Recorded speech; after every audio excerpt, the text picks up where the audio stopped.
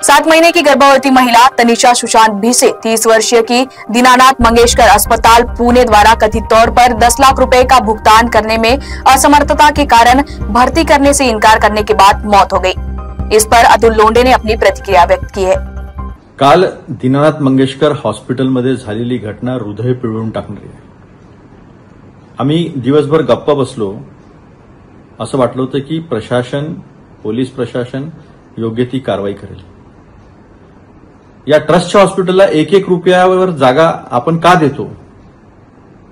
ही सरकारी जागा आहे, सामान्य लोकांच्या हक्काची जागा आहे। ही लोकांच्या करातून हे सगळं उभं राहत असते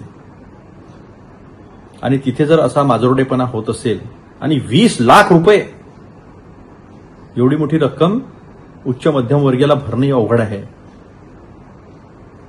आणि 7 महिन्याची प्रेग्नंट महिला, मुलांचा जन्म होऊ शकतो, प्रचंड रक्तस्राव, इतका निर्दयपणा जर कोणत्या डॉक्टरमध्ये असेल तर हा सदोष मनुष्यवधाचा गुन्हा आहे। काय करताय पोलीस?